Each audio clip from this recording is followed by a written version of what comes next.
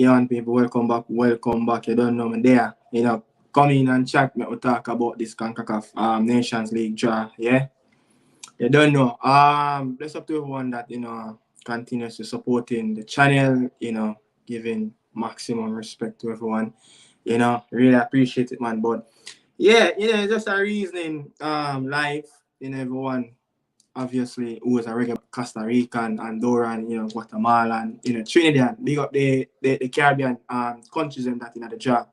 Yeah. Big up to everyone. But yeah, just a little fun reason, watch the draw, coming.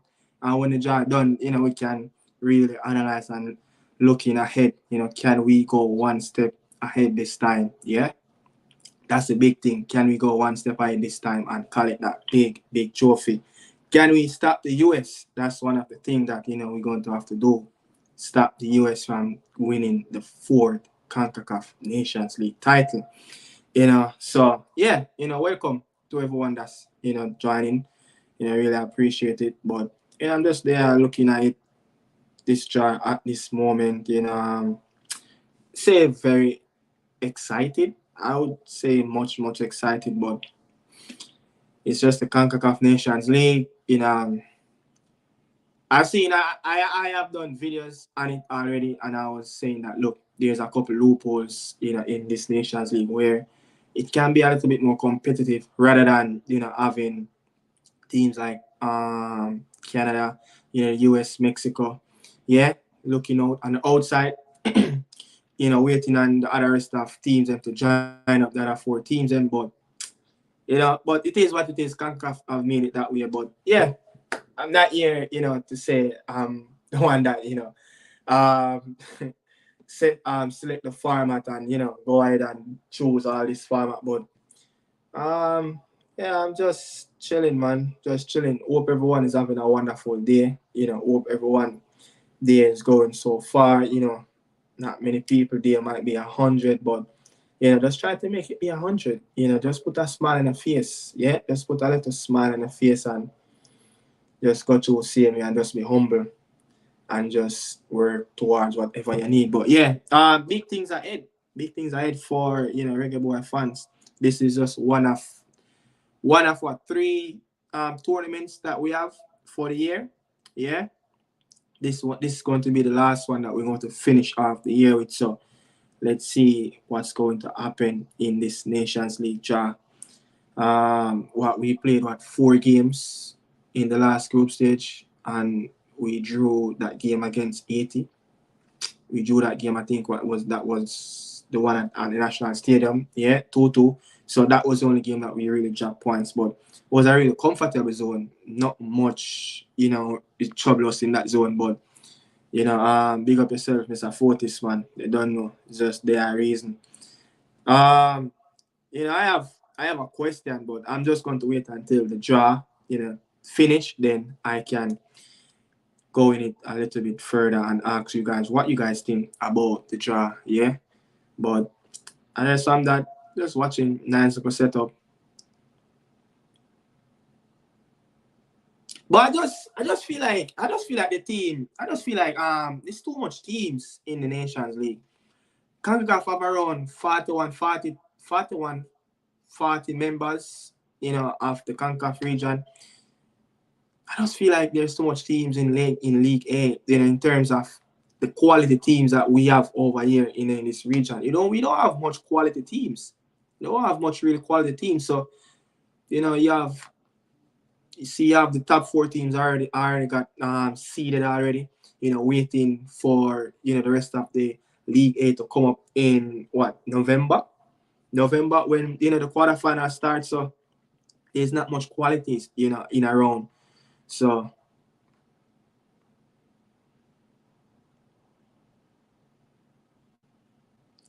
there's one thing that I would love to see in this Nations League. Yeah, I would love them to move the final away from the West Coast. I think the last 3 finals, yeah. The first one I think it was in Denver, in Colorado. The other one was in the Allegiant Stadium in Las Vegas. I know the one that just passed, a month and a half ago was in Arlington, Texas.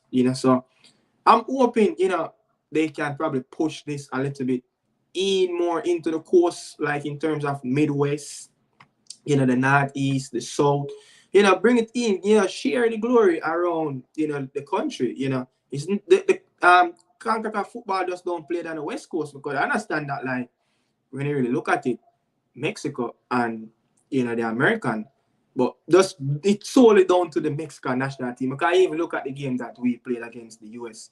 The stadium was like 3/4 empty before the Mexican them really get into the stadium. So that's why I'm saying, like, I think the stadium can be somewhere on the Midwest, inland, close to like Chicago, Ohio, somewhere right there close to the East Coast, South, Florida, Atlanta, somewhere right there. Atlanta, the big stadium, the Mercedes-Benz.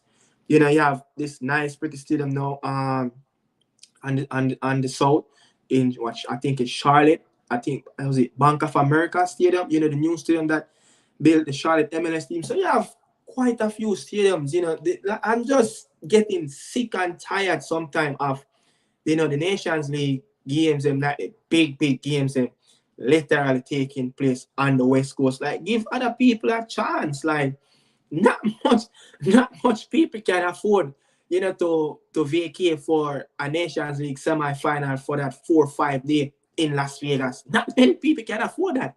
Las Vegas is very expensive. One bottle of water in Las Vegas can run you up to around $60. Like, it's just crazy.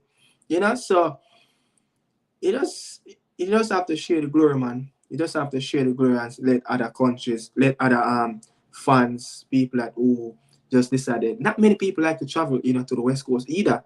The West and the East is a very different side of course when it comes on to this country, America, yeah. So I'm just looking for just give a little bit of diverse of give other people, different regions to get in look. But again, that one thing I'm happy though, the Copa America final, I think it will play in New Jersey. I think it will be in New Jersey. But that again, that's not even CONCACAF, that's CONMEBOL. That is CONMEBOL. That even CONCACAF, that is CONMEBOL, so see what's going to happen. But I'm happy, mixed emotional about this CONCACAF, but I'm ready. I think this team though, when you look at it, World Cup qualifier, the Gold Cup, not the Gold Cup, the Copa, and then go into Nations League, I think we should be a fit team. Anybody that we catch, is either the Guatemala or the Honduras. I think those, two teams are the strongest team that we can draw in this in our group. So we're going to have to blow away these teams, because we're going to go into 2 tournaments that the players are going to play 2 games in the World Cup qualifier, and we're going to play at least minimum 3 games in the Copa. Hopefully, we can play all the games in the Copa and go on to into the final. You just never know. I think this team is good enough to compete at the highest level in Copa America. The level that we are growing as a team, I think it just can get better. But it's down to each and everyone that's coaching, the coaching staff, the players, and everyone have to have that family orientated and willing to work together and commit that, look, we're going to make this work, we're going to fight for each other in this Copa America. But I think we can get out of that zone. Yeah, I think we can get out of that zone with Mexico. We can beat Mexico and Venezuela. Ecuador, I think, probably would be that team that, is on a different level at this moment. But this is like one of the worst Mexican team in probably around a decade and a half or 2 decades. So I think this team is beatable. This Mexico team, L3, is beatable. Venezuela, very good players, technically gifted players, individual players, very good coach. But again, when you look at them, quality, players on the pitch that they can put out on their starting 11, and look at our starting 11. totally, 100% agree. Reggae Boys team is the strongest between us and Venezuela in terms of on the paper, but football played on the pitch. What's happening in between those two boxes? Yeah, the final third and the attacking third and the defensive third. But I think we can do it, man. I think we can do it. Yeah, but whoever here, just tell me. I mean, if you guys can comment, tell me what you guys really think of looking forward of the Nations League. Look, the US won 3. They are the only one that won this tournament. Can we be the second team? Can we go on to win our first major title in the Concacaf region?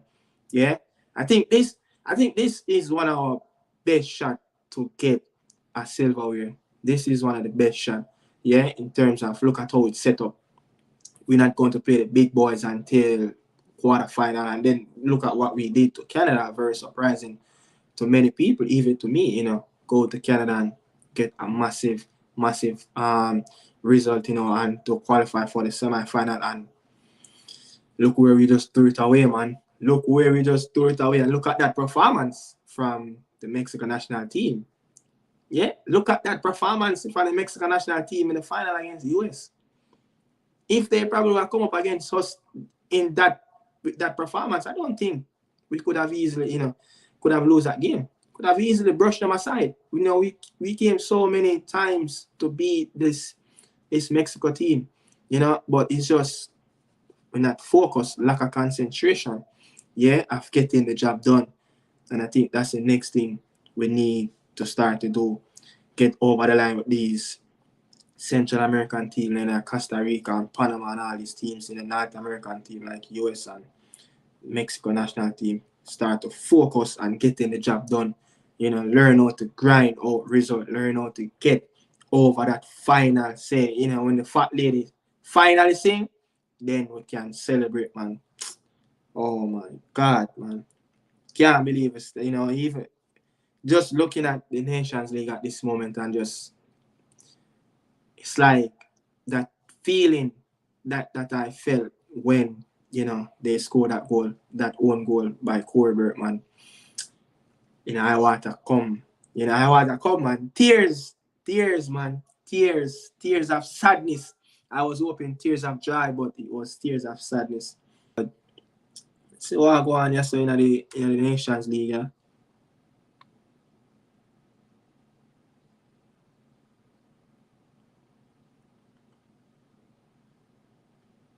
But one thing though. One thing. You guys think it's too much teams in the Nations League? Like at this moment, like look at League. Is it too much teams in it? Is it that the Nations League deserve to be seeded? Those 4 teams deserve to be seeded. That's not the question I really want to get. For you guys that's watching the stream right now, is it that Concacaf, like, is it like they really need to seeded those top 4 teams? As the rankings.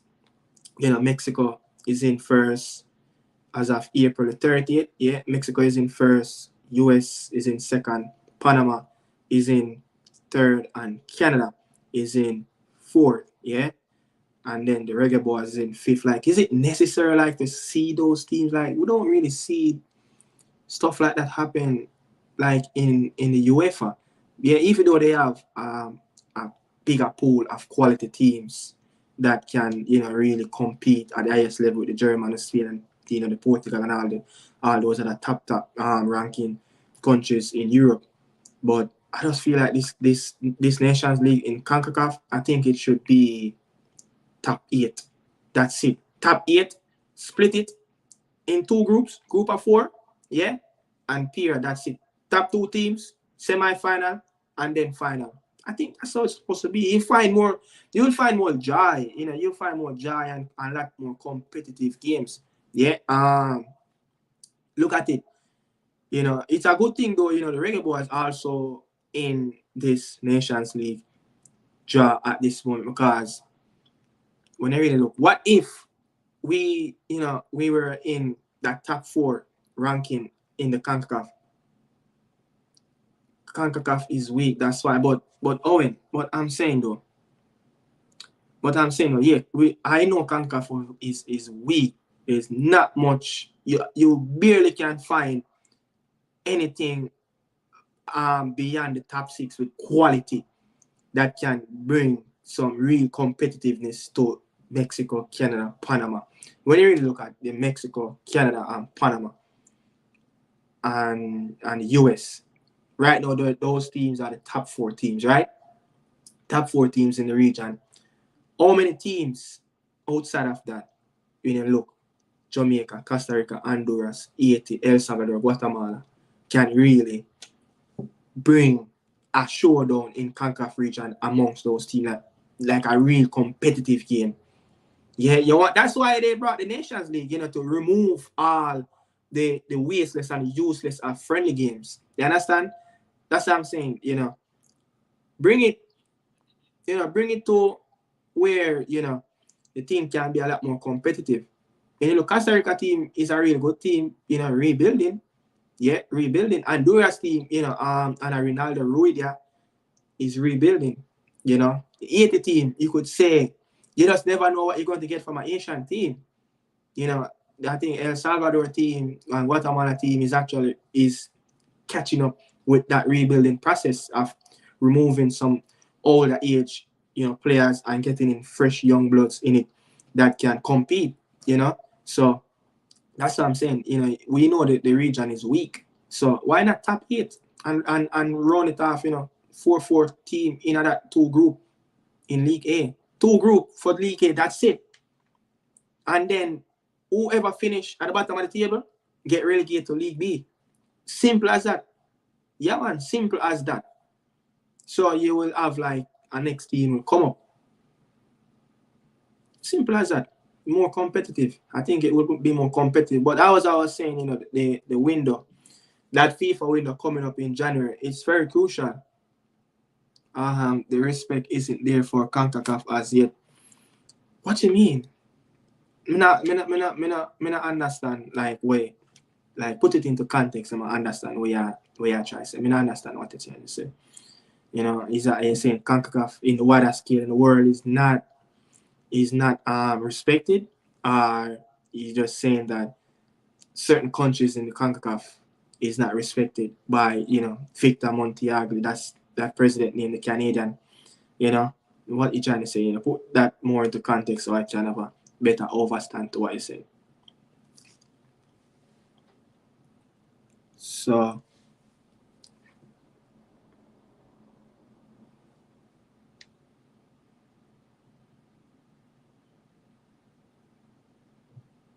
hold on people, 1 second, I'm getting a call. Getting a phone call, 1 second.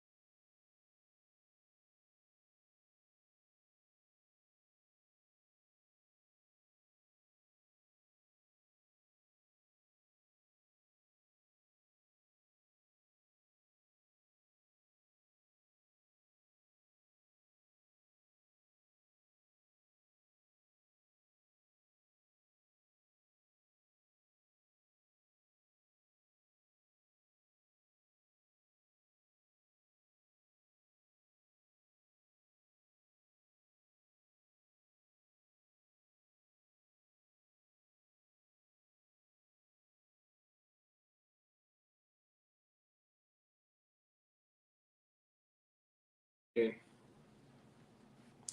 Yeah man, so the group, this is what League C, Barbados, Bahamas, Virgin Island, Belize, Turks and Caicos. Is that Turks and Caicos? Saint Kitts, Cayman, the BVI, British Virgin Island. Like all them team. Yo, the man them, I think it's British. I think it's is it. I think it's US Virgin Island. You know, the man them feel come like Orisborough backyard. You know, you walk out in a someone backyard, man. Like some of them lower tier countries are, you know, like the Saint Kitts and, you know, play upon cricket pitch and, you know, I think, you know, I think it's US Virgin Island. The man them have a feel, man. It unbelievable. You know, not wrong with the pitch, you know, but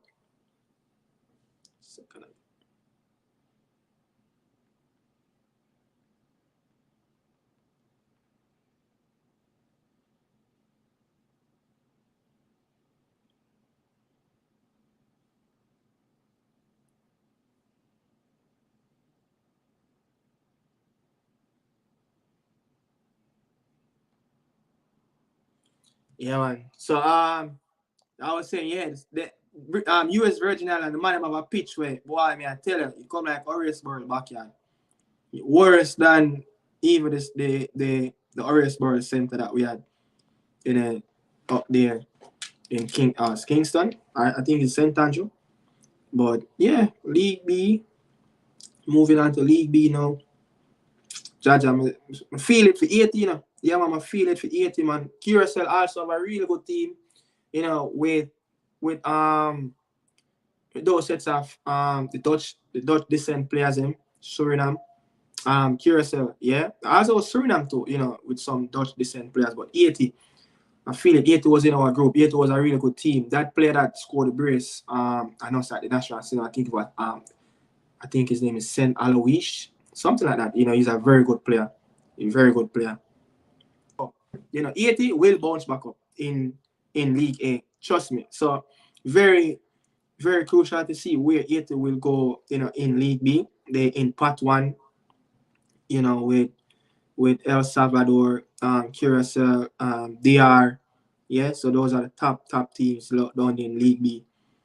So El Salvador is in, you know, Group A at this moment. You know, El Salvador is in Group A in League B. Group B, Curacao in League B. So 80, that's my team, man. Love this Asian team. This Asian team, you know, look at how they played. You know, look at how they played in that game in the Concacaf World Cup against Mexico. You know, just unfortunately, you know, 80 just so close at time, but they just don't know how to finish their opportunity. You know, that's one of the biggest downfall of getting relegated. Like how they got relegated from that zone, you know. Just ridiculous, but so Monster against El Salvador in Group A. Yeah. See who's Curacao. I think, you know, looking at this, all those four teams that seeded in part one in Group B, I seen those four teams bounce back up. You know, the El Salvador, the Curacao, the Haiti, and Dominica Republic. Dominica Republic, you know, we going to play them coming a month from now. Yeah, a month from now.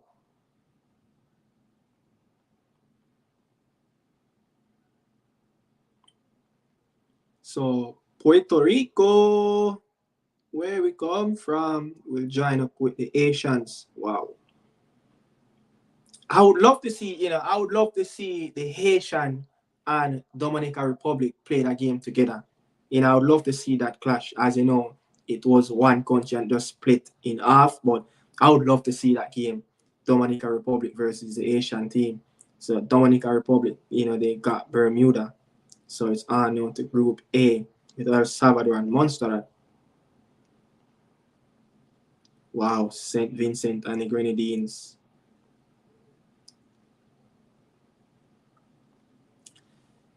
Yes. I don't see any big surprise in Group B. Not many surprise in Group B.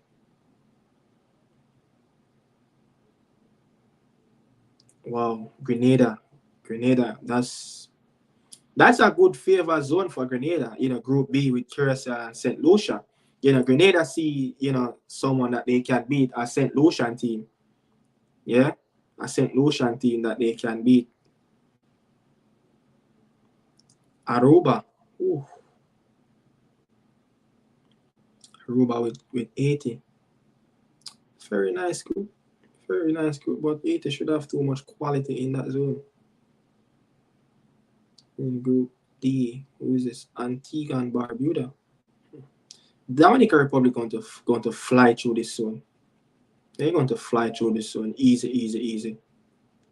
So 4 teams left to finish off that League B, and then we'll move on to the big part, what everyone is waiting for. So we have Dominica there, we have Bonaire. The hell is this country? Oh, I think it's St. Martin. And I think the other one is St. Martinique. So Bonaire in Group A. So Group A have come to a end. El Salvador, Montserrat, St. Vincent and the Grenadines and the Bonaire. Boy, some beautiful island in the Caribbean, man. Some beautiful island, man. Bonaire and Aruba is one. Like, some really nice country to travel to. St. Martin finish off Group B. Group B, I see Curacao. To be honest, I see Curacao and Grenada get back up. I see those teams, try to figure it out and fight for promotion in that League B. St. Martin finish off 80. Again, Puerto Rico and 80, but 80 going to have too much quality in that zone. So St. Martin. So Dominica is finishing off with Bermuda, Antigua, the Grenada, Antigua, and DR. So yeah, I'm going to be very interested to see how we're going to play. I think it's going to be on a cricket pitch, that game against Dominica. Yeah, against Dominica, man. It's always fun to see, the Reggae Boyz sometimes playing against all the smart teams. I kind of miss Caribbean Cup when, the Caribbean Cup, they used to have, the local players and played in it. Many people said it was a waste of time and stuff like that, but, that was some opportunity where, local players can showcase their talent in the Caribbean Cup.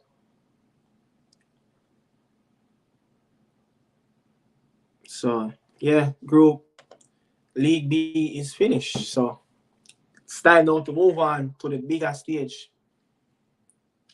Going to be very interested. Is either we're going to get Honduras or Guatemala. See that we're going to get one of them team.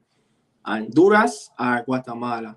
A team that we already faced in the last Nations League. Honduras. Yeah, we beat them by courtesy of Demari Gray. You'd say dribbling from picked up the ball around on the halfway line, yeah, and gave us that 1-0 victory. A very stiff game. I think that was Honduras coach Ruidia. I think that was his first competitive game, as the coach of the Honduras national team. But I hope in these games also, they come in September, they build up in October, in November. Hope we can get a lot of people come out. Yeah, as people can understand now, it's the World Cup cycle. Yeah, what the people in, because the support that I saw, in the National Stadium against Honduras and Haiti, it wasn't really good. Want to see a lot more than that. Look at when Trinidad went to Guatemala. Look at Evo, Honduras playing at home. Look at those countries playing at home. They got around at least 15,000 people in their stadium, So I hope we can get at least 15,000 in the national stadium in these games. People can come up, but the Reggae Boyz in Group B. So let's see what will really take place. So Guatemala with Costa Rica. So we're going to face Honduras again. Ruidia. Yes. Ruidia coming back to the office. So we go into Central America. It's been a while since we have gone to Central America. I think that going to be. I think that we might be a home game. I think our away game. I think. So wow, Martinique. That's a very good. That is a very good job. You know, Costa Rica and Martinique and Guatemala. Whoa, the Soca Warriors versus the Reggae Boyz again. Wow, that will be a game. That will be a game. I would love that game to play in Trinidad. I would love that game to play in Trinidad. The Soca Warriors versus the Reggae Boyz. That's a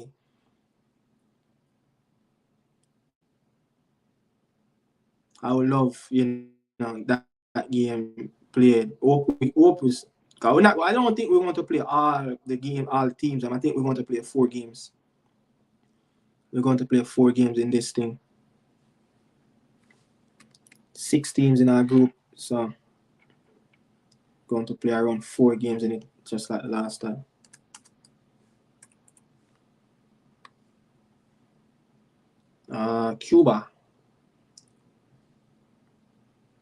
Cuba, Fidel Castro. Cuba better go play some baseball.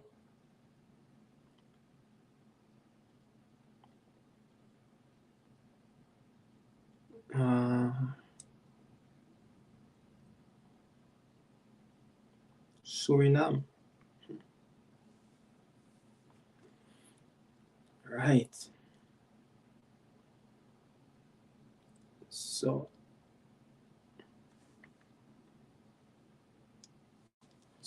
Nicaragua. So we have 2 Central American teams. 2 Central American teams so far, Honduras and Nicaragua, a team that we beat in the quarterfinal of the Gold Cup 1-0. That game played in Cincinnati. Yeah, Amari Bell got us on the score sheet just before halftime in that game. So Guyana, I'm so super proud, of Guyana team. I've played the football I've picked up over the years. So they were in that group A. I think they might fancy themselves to pick up some positive points. With Suriname, Martinique, even though Martinique is a very good team. French Guiana. Wow. French Guiana. So that's it.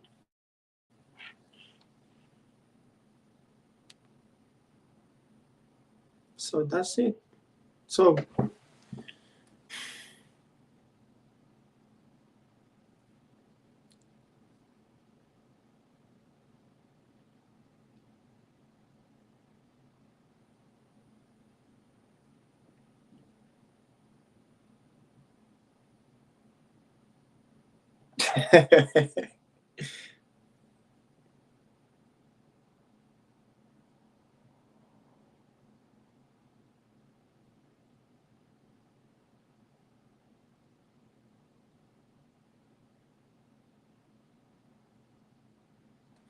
wow. So again, Honduras is back in the zone. Again, a team that we have struggled to beat. Not really losing at our games lately against them, but we have coming up against them in some tough games. Honduras, Trinidad, the Soca Warriors, Cuba, Nicaragua.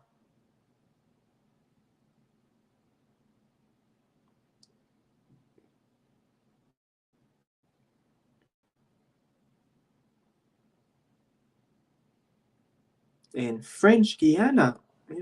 Damn. French Guiana. Yeah, so that's our zone right there, man. That's our zone right there. See what's going to happen, what's going to take place in the near future. So, see if I.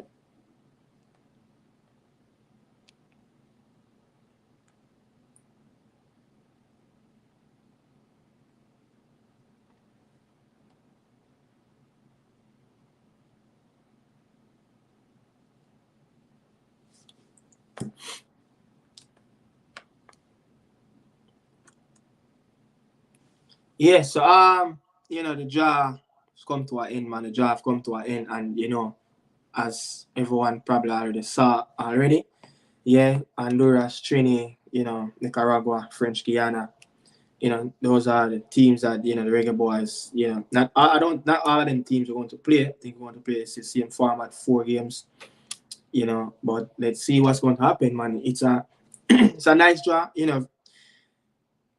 it's going to be very competitive in terms of, especially like Trinidad. If we play Trinidad, they're going to want to prove. They always want to prove, but you see what they got in the World Cup when they beat when they played us, they get their face thumped off.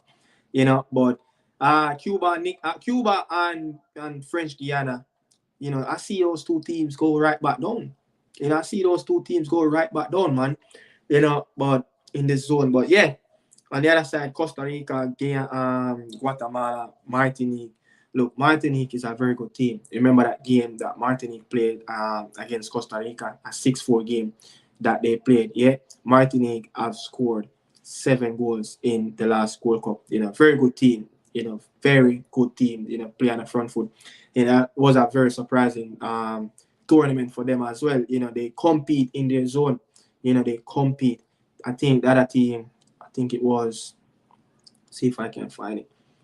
I think it was Guadeloupe. I think it was Guadeloupe, but Martinique compete in that zone against Costa Rica, Panama, and El Salvador. They won their first game, beating El Salvador. But they couldn't manage to get at least a point. Haiti, another team, that compete really well. I think they had Mexico, Honduras, and Qatar in their zone. I think Mexico struggled to beat them, but again, East Asian team, you just never know what you're going to get. Is you going to get a Haiti team that going to turn up on a day that's going to finish, and get over the line? Yeah, but again, but yeah, look, I'm looking ahead now of the Nations League. The last tournament that the Reggae Boys is going to play and close out the year. Hopefully, we can knock the US off the top. Yeah, we just don't want to depend on Mexico, to get over the line. We want to get over the line. This team is a very big team. It's time now. Put some respect on the Reggae Boys name. We're going up, right up in the ladder. I can guarantee you. Coming 2026, we will be at the World Cup, and also we will be somewhere around in the top 3 in Concacaf ranking. That's where we want to be, on the top. Know this team. This team, look at the age group. You don't really have a lot of old players, in this group. Some probably the fringe players that you might will have is Blakey, Nana, Corberg. I think Corberg have passed his best, and respect to him. He have done his time in the Reggae Boy shirt. But Mikel Antonio, those players, are fringe players that you would say this is their last cycle of trying to make it to a World Cup. Am I leaving out anyone else? I think Greg Lay is around 29. I think Amarville is around that closest, around 27, 28. I think, look at Dexter, 20. Dishan, mid-20s. Joel Latibodier. Hector is mid-20s, going closer to 30. But we have a group that can, play at the highest level in CONCACAF for the next 2 cycles. And I think it will only get younger and younger. Yeah, this Reggae Boy team will only get younger and younger. So looking at it, we should really preparing this team to make it to the next level. I think this group of players, right now, this Jamaica team, I think we have a level or 2. I think we still in probably gear 3. We can go up a little bit further and try to. I don't think we see the full potential of this team, because when I look at it, we went to the World Cup qualifier was a failure. Yeah, it was a failure. That was a failure. The Gold Cup, you would say, and we compete in that semi-final against Mexico, that was a failure. We should have competed a lot more. We should have given them a lot more fight. Yeah, so that was a failure. Shaman Nichols missed loads of goals. Mikel Antonio, he didn't get on the score sheet, but he do what Mikel Antonio do over the years. Prepare the front line and his opponent, the defensive line, to make mistakes. And look at the games that we scored in, the goals that we scored in the Gold Cup. Most of the goals that we scored, it was from turnovers. That was what that, like, me watching Reggae Boy team over the years, that tournament that just played in the summer, I think that was, in my own eyes, that was the tournament I would say, yo, we have scored so many goals and turnovers. Yeah? So many goals and turnovers, just by playing a lot more on the front foot and press the teams in. Yeah? So no goals for Mikel, but Coach Al Grimson is going to have to find another gear. We found a gear in the Nations League that just finished in Arlington. We found a gear. I think the team have proved something different to the fan base of Jamaica, that the team can play together. The team can defend together. The team actually can fight. The coach can be a lot more flexible in terms of his tactics, So I think he's going to find another gear or two to maximize more and try to strain the juice out of these players' sacks a lot more, so he can get more from the players. I think, look at Demi. Demi came in that game against the US at Chicago, at Soldier Field against the US, and he played really well. And from there, look at what he did in the Nations League. That goal that he scored at Honduras in the national stadium, a game that it was just crying out for individual talent to just do something, And I think he have that talent that he can go another gear in the Concacaf, in the Concacaf level, So look at Leon. He's yet to stamp his class consistently in this Reggae Boy team. The back line is probably one of the strongest points of our team. And the keeper. Yeah, when you look at the back line, if you really take away the mistakes that Nana Lowe made and Javier Brown in that Nations League game against, I think was the 80 team where we drew 2-2, and even look at how we gave up, I think, 2 goals against the Asian team in Trinidad, when I think the number 9, the Asian, look at how we picked up those chances right in between our defenders, So if we can probably tighten up a little bit more screw, in that back line, with Nana, with Dishan, with Pino, yeah, I forgot Pino also, and Joe Latobody here, yeah, and probably going to need, more bodies in that defensive line, because if you look at Pino, he went down, and we only have Nana, Dishan, and Joel as real natural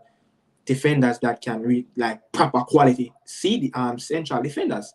I don't think we have much. We have players that looking on the outside, like, Liam Moore. I don't really want to call some of them, and you have probably people who would say, West Harding probably could get that shot back in the team, but we don't really have much. So that's the next thing Coach Al Grimson have to fix, the depth. Yeah, the depth of the squad. I think we need probably around 2 to 3 more center half, especially if the 3 at the back is going to work with moving further on. If he's going to work with that formation a lot more, we're going to need probably 2-3 more center half, because you're going to feed 3 center half on the pitch. What's going to happen if someone go down? So yeah, look at the left back, but Amari Bell, a player that have been playing left center half, for Rob Edwards' team in the Premier League, Luton Town, can play at left back greatly. Probably you could say you probably can get another left back, someone, a youngster, someone that can come in, and get that break. Yeah, you don't really, we have 2 experienced fullback already, which is Lay and Bell. I don't know what his plans for Bell, especially looking at how the team played the last game, 3 at the back. I don't know what will be his plans, but until Bell, return from his injury and ready again and healthy for, I think, Copa America, we will see what will be his plan, for the Reggae Boy team and that backline. But Right back is a concern. The right back is a big concern. Why I think the right back is a concern. Javian Brown, recently signed back up with Vancouver Whitecaps. He didn't start the season well.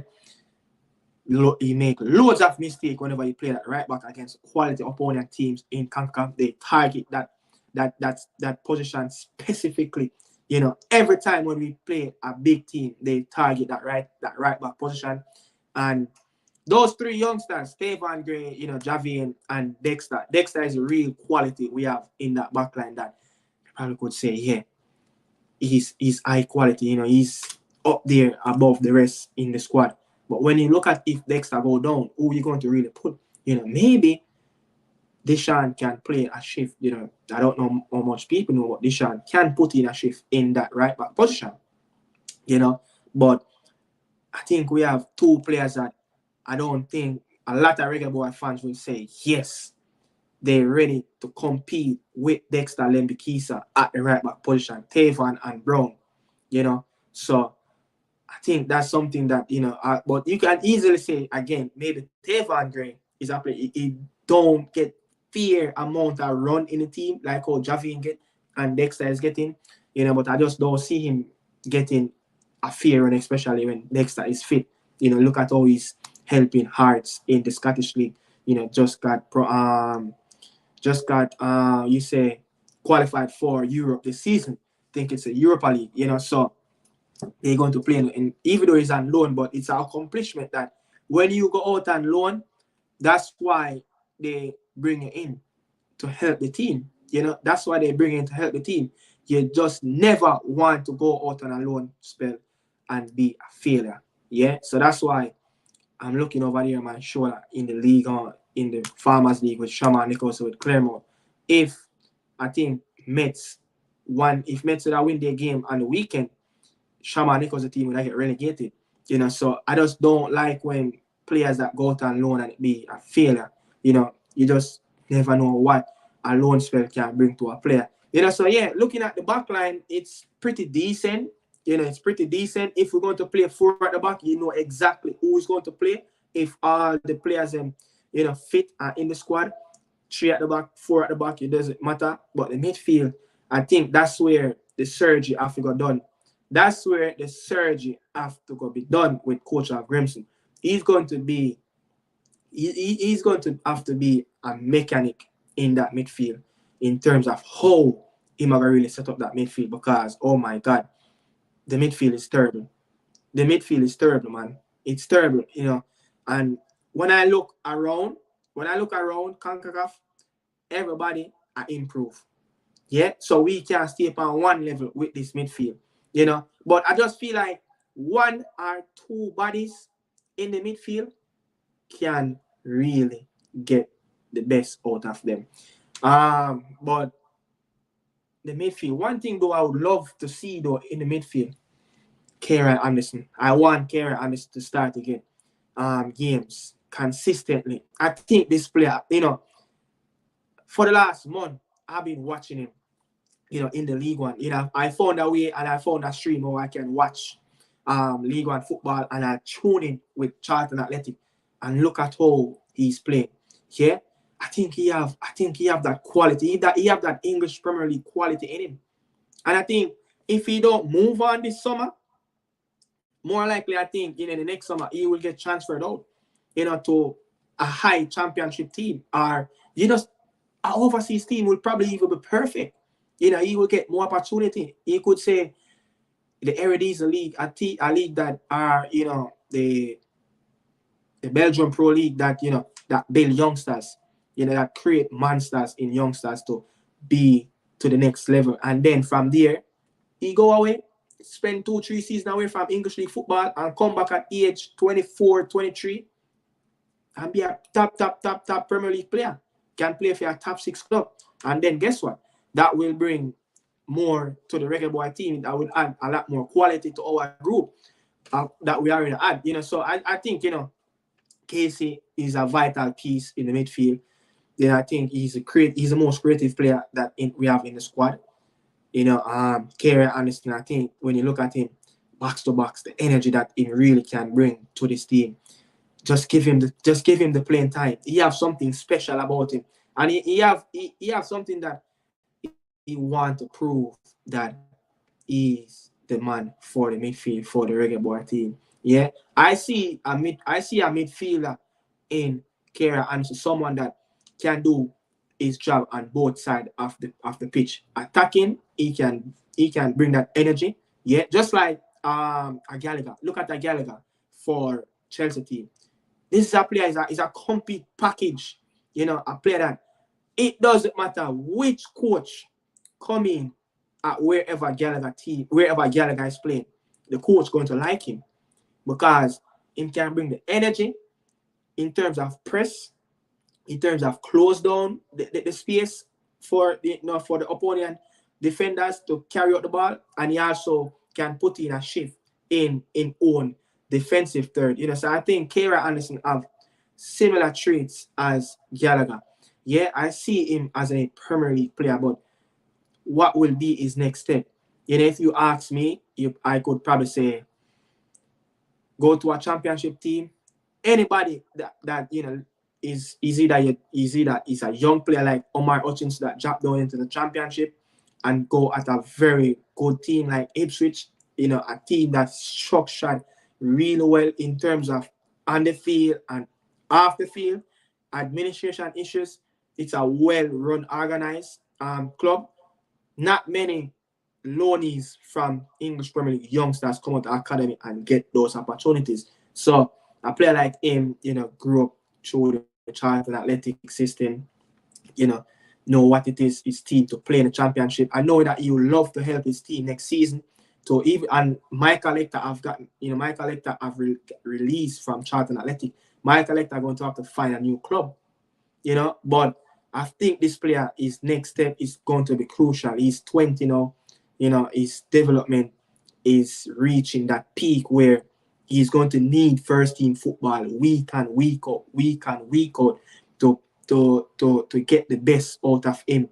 And listen at all Charlton Athletic coach do interviews whenever he's speaking about Kerai.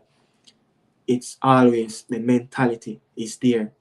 The mentality is there to prove that he can be at the next level. Yeah, so I think we have a good player. We just need to find that. We just need to find out one more midfielder in the Reggae Boy team. And I think if you find that one more player that someone not now I would know to say like a world class, a world beater. I'm not looking for a world beater. I'm looking for someone to come in that will suit the Reggae Boy system, what we really lack in the midfield. Everybody, who support Reggae Boys can agree with this point that this team is lacking someone that can get on the ball, dictate the game, someone that can be a conductor, get the customers on the bus, get enough money so, the bus can make enough profit. And that's what we really need. We need that driver. We need that leader in the midfield that can help to implement around his own space with Casey and Kerai. Again, Daniel Johnson is a player that I really love. I think he's a different dynamic player with his left foot. But when you really look at it, man, it's just not working out for him. They already told Daniel Johnson that he can leave. Steven Schumacher, the Stoke City coach, already told Daniel Johnson and another potential Reggae Boy player that who a lot of people is looking over the shoulder that he can come in the team and do something. Louis Baker, they already told him that you can't leave a football club, So Daniel Johnson, man, he's going to have to find his club. He's 31 years old, over 350 appearances for Preston Norton, scored over 50 goals for them. Really good player. But you see, this is the thing. When he was at a club, and guess what? When Daniel Johnson played his best sets of games for Preston Norton under the leadership of Alex Neil. Yeah, who know that coach? Alex Neil used to coach Daniel Johnson at Preston. And then, Alex Neil went to Stoke City in the summer, and he was the one that brought Daniel Johnson in, and it didn't work out for him. it didn't work out for Alex Neil. And guess what? Schumacher came in and said, look, he gave him the opportunity. He gave DJ the opportunity to, to prove himself. And, DJ didn't, I don't know what was really going on with DJ, but is it that his career is declining now? He's going to have to find a new championship team. DJ is on a very good salary at Stoke City. You could arguably say the salary that DJ is on is close to our own Premier League bottom table salary, just like Jamal Lowe, who is going to look for a club in the summer, is on Premier League wage. Jamal Lowe is on Premier League wage, so it's difficult to find clubs that, can really suit those players. But someone said we have gotten junk on the idea that Lowe is a seed and we are going to regret that.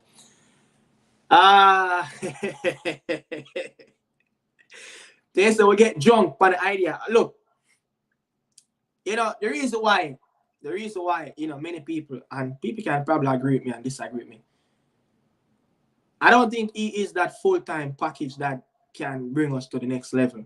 But when you talk about that just one game where he's going to come in and be that player that's going to just be the cut short for that midfield. Yeah, but it's all down to his. I don't know if many people seen it, over the years, but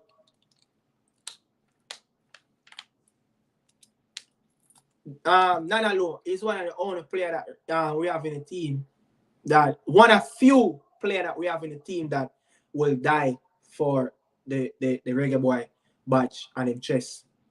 He will die. And if you watch that game, that especially the second leg against Canada at BMO Field, if you watch it on TV or you was at the stadium, you will get a different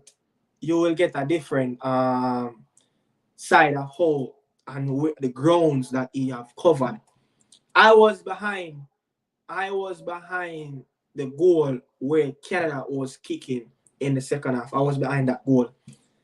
And I have seen Nana Lowe. This is why, the coach kind of trusts him there, because he's aggressive and his determination to do the job for the team. That's one of the big things, it's not all about talent. It's not all about talent. You could read Sir Alex Ferguson book. It's not just down to talent. Look at Jurgen Klopp, Fabinho, Henderson, and that midfield that, you have battled over the years with a very good quality team like Manchester City. It's not just down to quality. It's the personnel that suit your system at the time, and the players that you bring in each game that can play that, the opponent. Yeah, sometimes it's that. But I agree with you, but the sense of getting drunk, I don't think me get drunk, to be honest. Me I get drunk, but we flattered to be deceased. I mean, look, that's your opinion, and I have to just agree with you. But when I really look at it, man, the man have done the job for us so far, So I just hope, as I said, the midfield it's going to need a mechanic. Coach Grimms is going to do some mechanic work, pitch patch that midfield. He's going to have to find the best midfield 3 or the best midfield 2 that's going to compete in the next 2 tournaments or the next 3 tournaments that we're going to play. So he can do a job there. But I just, if I ever hear Coach Grimms come out and say, hey, Damian Lowe is my CDM midfielder going forward full time, I will be scratching my head. I will be scratching my head. That's not something that I really want to see. If you said, okay, Damian Lowe can, if you see like how the game up, like look at the Canada game as where it started. When I was watching the game, I heard two females behind me in that Canada game, yeah, said that. And actually, these 2 females, they weren't Jamaican. There were some African girls that were supporting Jamaica national team, and they said that they actually know about football, and they said that at halftime break, they were saying that, look, Jamaica have nobody in the midfield that going to tackle and win back the ball. It's like they were saying every time when the Canadian national team get the ball at the midfield, they have so many opportunities to create, and that's what killed us. And we have to really give thanks, for Blakey to save us in that first half. You know, so if the two ladies behind me can see that, look, oh shush, the midfield need that presence that's going to fly around wet, rainy night, like if like what they call it in England, you know, a Monday night at Britannia Stadium playing Stoke City, rain, breeze, and it was windy at BMO Field. So it was just crying out for someone like that. And guess what? Whatever said in the dressing room is that he went over to the coach and said, hey, just put me in the midfield. Or the coach of Grimston said, look, Nana, you're going to have to play midfield. Yeah, you're going to have to play midfield. And I saw Nana put in some challenge, man. I even saw Nana running 10, 15 yards sprint to map up some challenge that if it was Michael Lecter playing a midfield or Joe Latterbody in our DJ, you wouldn't get that commitment. He was just everywhere. So he just can play the midfield, you know, for 1 and 2 games, but not for a whole tournament. I just don't think, because playing him in a whole tournament as itself, you're going to have teams that's going to figure you out. You're going to have teams that's going to figure to get around him, or to pull him away. And Damian Lowe is not the best in terms of position awareness, of timing his challenge. Sometimes he can get a little bit giddy-headed. A lot of times he have timings, how he stepped out of his defensive line to press and try to win challenge high up the pitch, but a lot of times it failed. Look at, you know, even that semi-final against Mexico in the Gold Cup.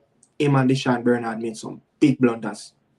Big blunders, because of both players are front-footed players playing in the backline. Both players want to win the ball. Both players want to press. So that's what I'm saying, like Jamaica, like why we can't play front foot football sometimes? You know, I even said this. You know, I even said this on my podcast on Sunday. I even said this. I think I'm gonna see if I can find it. I don't know how many of you guys were watching the podcast when I was talking about, you know, the game that we played against Uruguay in 2016 in the Copa America Centenario. You know, what you saying? I don't deny that he did well in the couple games.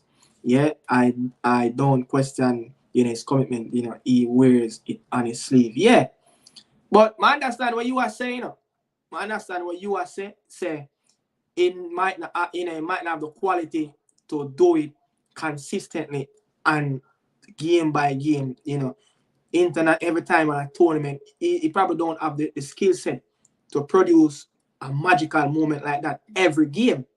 It's just not going to work until you can find a specialist.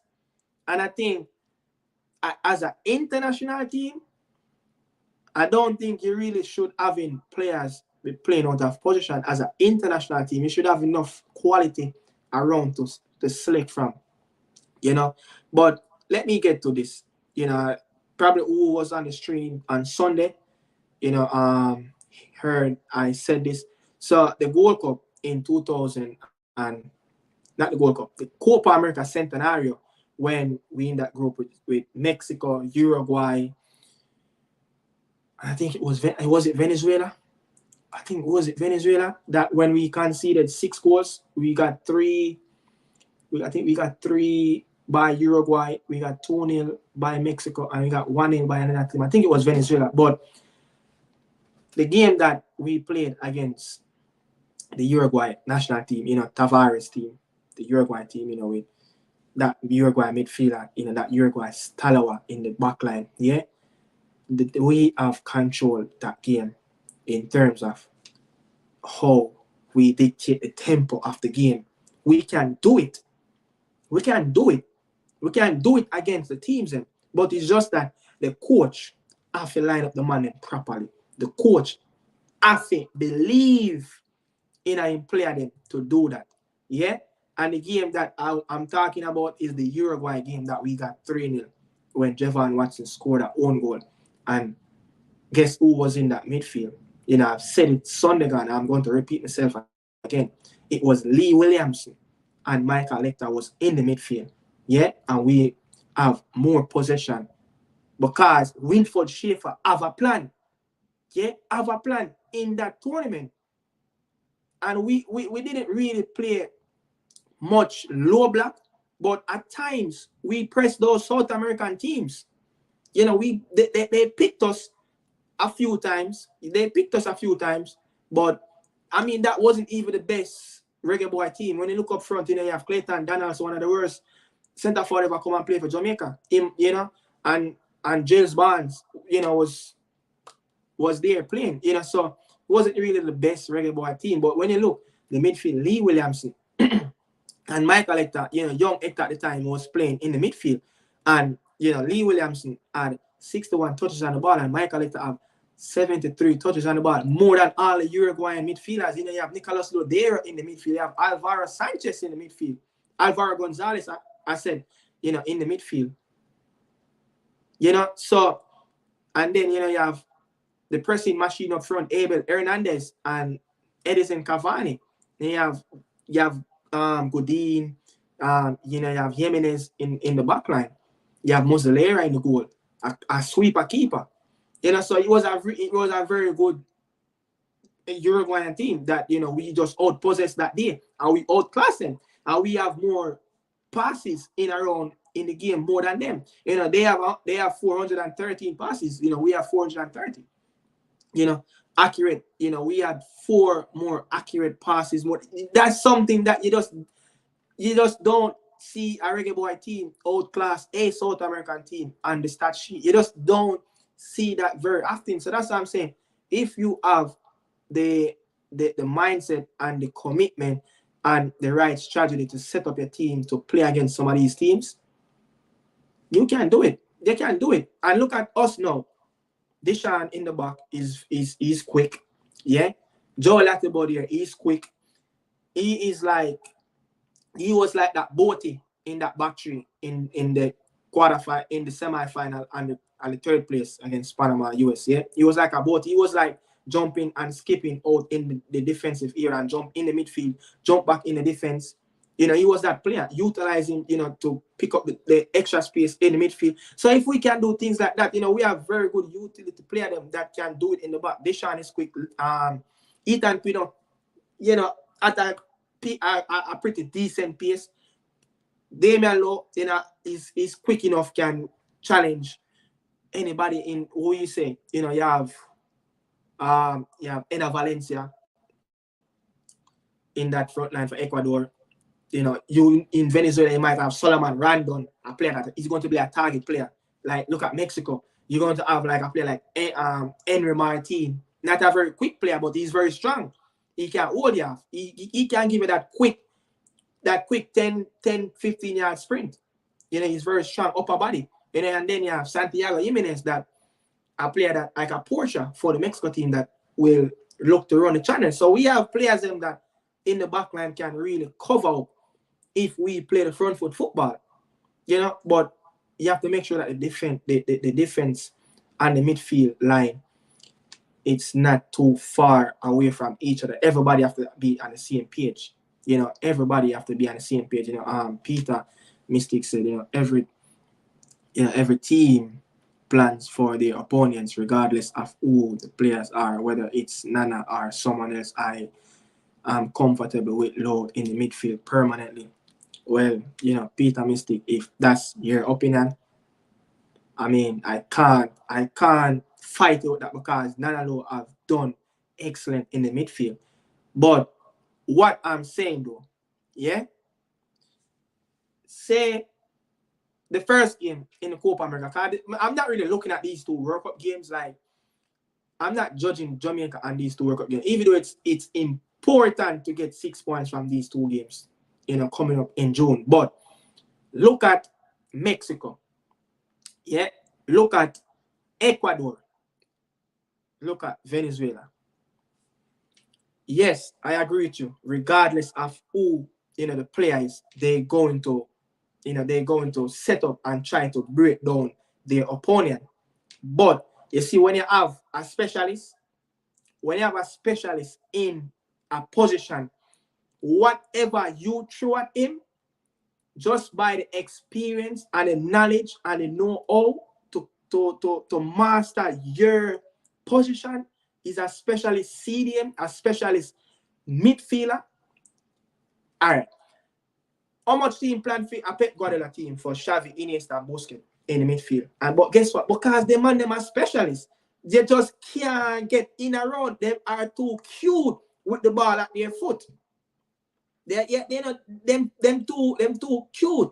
Them play too precise. They are too quick. So that's what I'm saying. When you have specialists playing in the midfield, it's hard for the opponent to really close it down, because the player in himself, if he's a really quality player and a specialist, he's going to find different ideas of how to get around the other team that's bringing their close down game to clamp him down. And it's up, and he's going to have to depend on aerial strike, and the aerial strike is the coach. The coach going to have to give him more instructions. So that's why I'm saying, if Nanalo come under pressure, how he's going to deal with that as a specialist. You know, I know Nanalo in high school, Nanalo used to play midfielder, but if you look at that level, that's high school, that's youth football. Look at how he has been playing since, you know, Phoenix, right? The Phoenix USL team, the team in Egypt, you know, Tampa Bay, you know, Inter Miami, Philly, Seattle, all the teams that he play for, the team that IK start in Norway. How much time he play midfield, you know? But this is not me saying I'm criticizing a player that he can't do a job there or he just cannot play there. I'm just saying, like, if he really come under the real threat, how he can live with that. How put him into a midfield playing Argentina. Look, if we come second in this group behind the leader, Argentina will face the Group A winner. So how he's going to mastermind his game around Paredes and players like those. You know, McAllister. Those players are specialists. Them man, they would have killed him in the midfield with Lionel Messi drop in the hole. So I'm just saying, man, when you have a specialist, you get more out of him, and your midfield will always be more reliable to depending on that player. So just try to formulate, you know, the midfield tree, just like how, you know, Pep Guardiola mastermind and structure that triangle, Busquets, Xavi, and Iniesta in that midfield. Sometimes, you know, Fabregas and players that are coming. If we can really structure that with a proper number 10 where I go drop in, because if you really are gonna play the position game, you're gonna need players to be running in different areas, where at times when the opponent is closing down or the opponent coach is looking at, oh hey, there's a triangle always there, close that down, you're going to have to create an octagon. And if you create an octagon, who can really mastermind an octagon? Nobody really can mastermind an octagon if you play it right. If you play the shape of an octagon in that midfield, no team really equipped to do that if the opponent team playing that type of formation right. It's just going to be too much bodies in the midfield, and that's what Argentina have done. I don't know if how many people have seen it, but playing that 4-4-2 that Scaloni playing that World Cup, man. You know, that was, you know, Di Maria, one of the wing player, chopping wide and having the midfield full. Yeah, Enzo, you know, you have Paredes, Messi dropping into it, you have McAllister. It's like a 4 bodies in the midfield. So, you know, if we can really get I know Jamaican teams this Jamaican team can play on the front foot. This Jamaican team can play attacking football. I know it. With the skill set, with the talent, with the pace, with the energy that we have, we can play this front foot football. There's no way at times we should be playing. It's time now for this Reggae Boy team to be structured properly and go at Mexico and the US. Show them that this is a team is coming for the pinnacle in Concacaf region. And we are some of the most athletic players in the Concacaf region. Yeah, and guess what? What comes with our athleticism? Aggression. Yeah, aggression and strength. That's what comes with our athleticism. You know, so if we can really play our cards right, it will be perfect. Your CDM should be both fundamental, sound, and mentally solid. You know, can be erratic sometimes. Yeah, I agree. Because the CDM is the engine. If the engine for the car not proper, or you can go into a drag race, or you can go into take a long distance drive from the northeast, starting up in at Buffalo and go drive to California. You just cannot do it. The engine just not going to last. You understand? Peter Mystic, I may play into our advantage because he will be, unorthodox. And how do you plan? How do you plan for that? You don't look at the class, all full. Cha-cha. Yeah, man. But we have to can go into a game and play our own game. Forget how Mexico are gonna really play. We know how them are gonna play. We know how to close them down, but our game plan is priority. Until we can do that a lot more consistently, our game plan is more priority than trying to let the opponent game plan is priority first. No. Our game, because you think that playing that first game, I think June the 21st, June 20th, when is that Copa game against Mexico?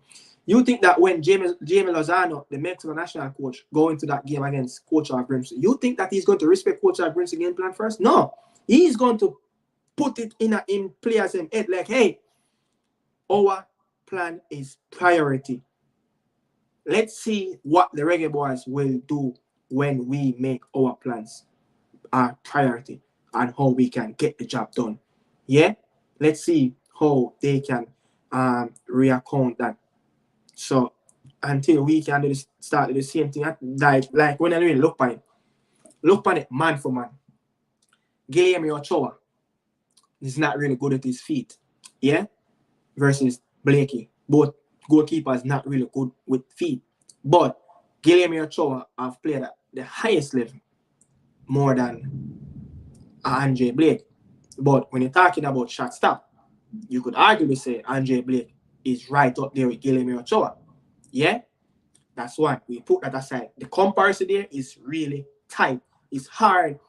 The reason why Guilherme Ochoa might get the edge because he come out of his shell, outside of Club America, go out there, I think it was at Malaga, he's at Salernitana, he was at somewhere, I think in the La Liga, further other lower table teams, but look at him and Blakey, it's not far. Their strength is not far apart. It's the same. Close, very close. When you put it to Concacaf, it's very close. It's just that one is playing on a more superb team that is playing as some superb manager that is putting together some not world beaters, but a really good class, a team that was well structured. Defense. Our two best central defenders, is Nana, yeah, and Pino. Those two players are our two best center half. Look at Mexico team, Montes and Vasquez. Vasquez is playing at Genoa. He's playing at Genoa in the Serie A. Montes, I think he's playing at Espanyol. One of those teams. But compare those two players, with Pinnock and Damian Lowe. You can't put the comparison far from them. Pinnock better than them two man there. And when it comes on to Concacaf, Damian Lowe is one of the warrior them in a Concacaf when it comes to defenders. He's one of the elite defenders in Concacaf region. If you don't accept it, fine. But look at his time from then until now. He's one of the most well-traveled Jamaican player in the defensive line in this team. So the comparison with their center half is not far. It's not far. Wing backs, their two strong wing backs is left back, Jesus Gallardo and Jorge Sanchez. I think it's Jorge Sanchez at the right back for Mexico. A player that's playing, I think he's playing at FC Porto at this moment. Yeah, looking at that. and put him with Dexter Lembikisa. Dexter, it have the potential, can really get to the next level more than Jorge Sanchez. Yeah, Amari Bell, Jesus Gallardo, he's still stuck in it. He's still in around the Mexico Liga MX. Good, very, very good attacking, very good. I could say can partially do some defensive work, but he's not really far from Amari Bell. Amari Bell have proved that he can be that elite defender for his club. Yeah, he's very good, both attacking and defensively. He's good. He can do a job. So he's not far. The only thing that they might overwhelm us is in the midfield when you have Luis Chavez and Luis Romo and Alvarez. It's Alvarez. That's where they're going to say, okay, they're miles away from where our midfielders are. DJ, KRI, Casey, those players, Chavez. I think Chavez is playing in the Russian league. I think is it Chavez or Roma, one of them. Look at that midfield, Eric Sanchez. Gutierrez. Look, those players are really elite midfielders that have really good quality. They just overwhelm us in the midfield. But El Chucky Lozano, remember El Chucky Lozano, and Christian Pulisic and Leon Bailey at one point was right up there. And look at El Chucky. It just didn't work out for him at Napoli. Started out, over there in Eredivisie League in Europe and have to go back there. So you arguably just saying at this moment, Leon Bailey is far better than all of the Mexican wingers you have in their national team. Demarque, the skill set that he have and can bring to the table is comparable and probably better than those wingers.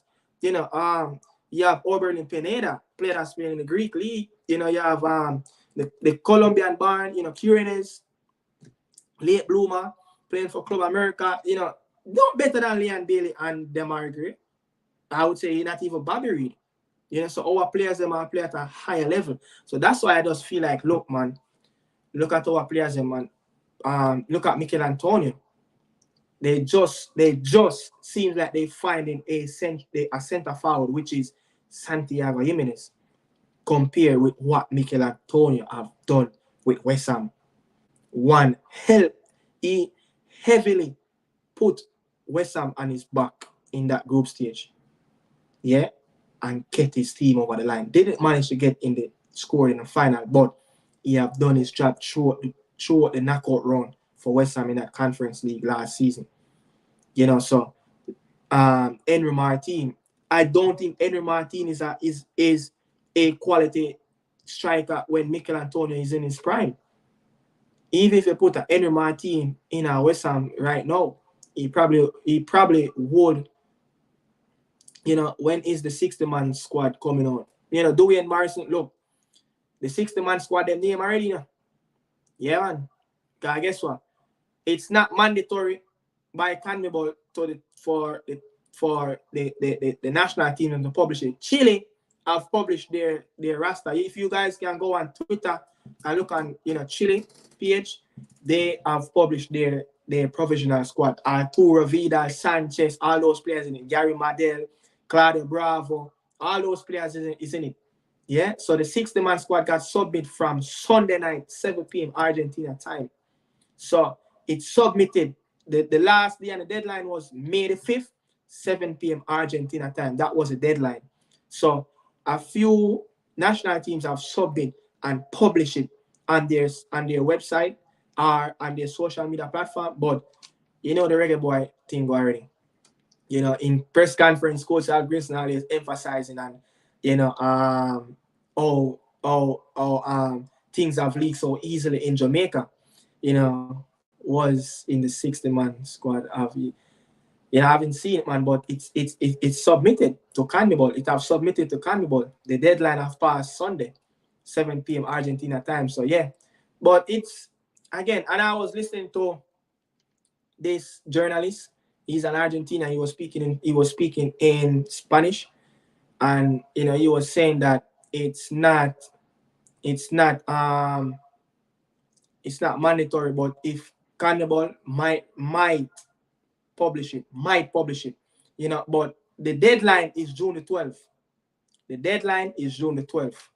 The deadline is June the 12th to submit your 23-man squad. That's when it's mandatory to publish. That's when it's mandatory to publish. So, I'm saying we can find by the article.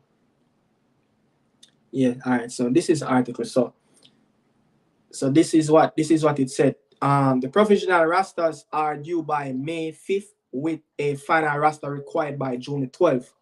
Final roster will consist of 23 players, with the option to make injury replacement up to 24 hours before the first match.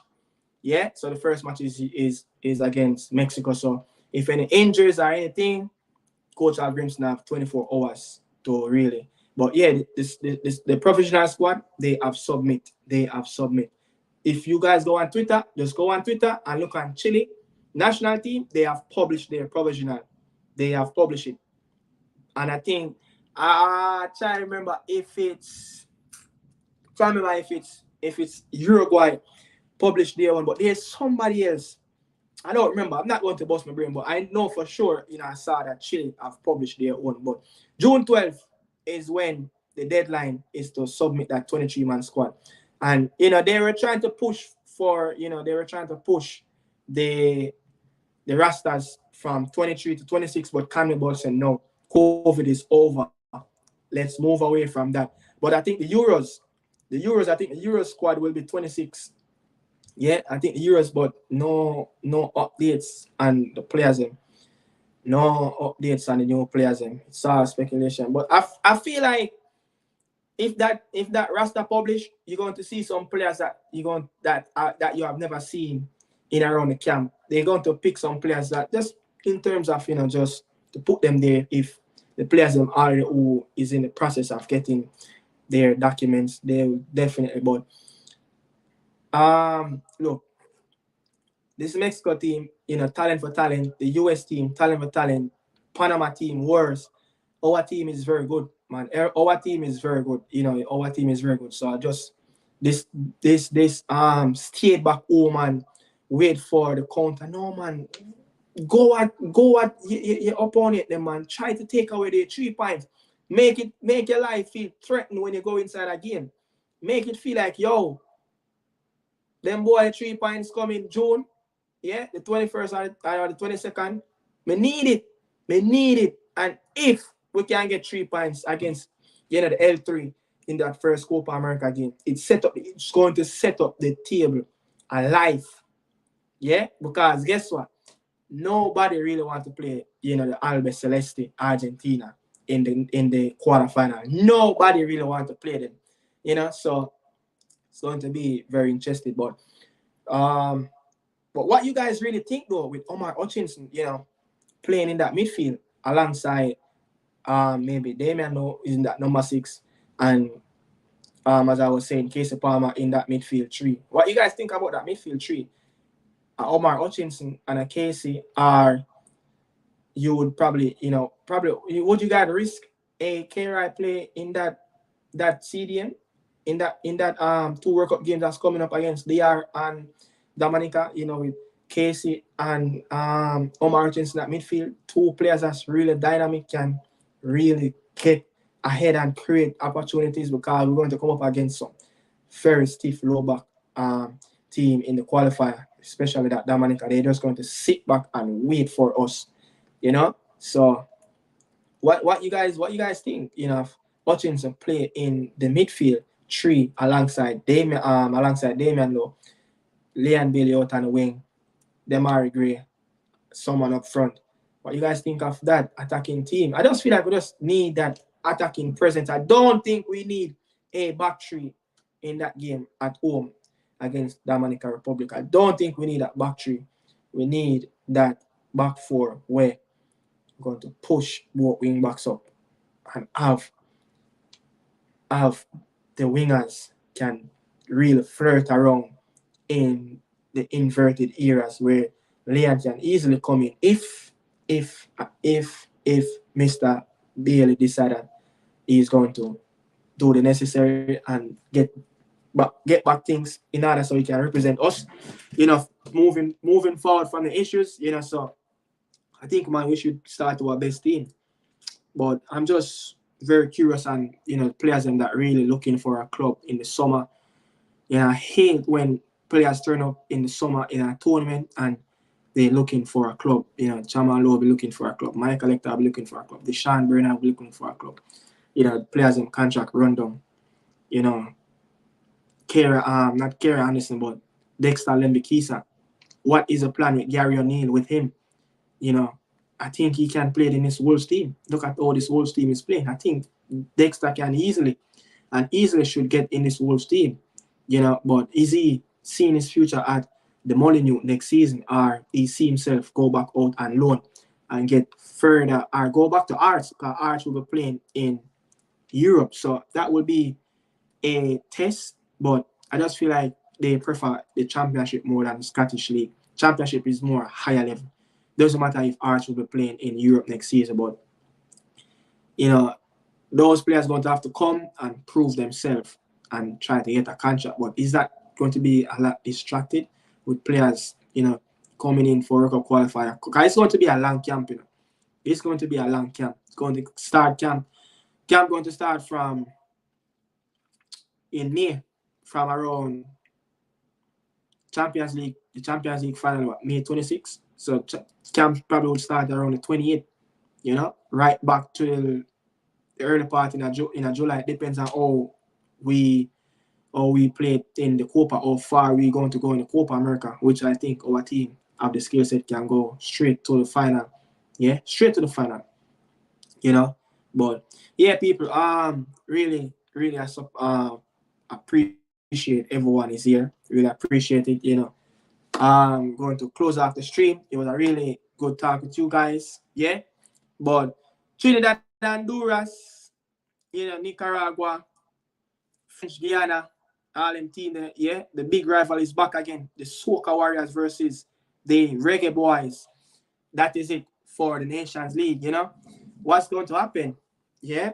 What's going to happen? Another quarterfinal, another final. I think we should be aiming to go to the final this time. One step higher. Every tournament that we played in, we should be going at one step higher, man. Bless up. As I said to everyone, really on the stream, really appreciate, everyone's here listening to me. But salute to everybody. I'm going to chip out, massive support. Keep supporting the Media House movement.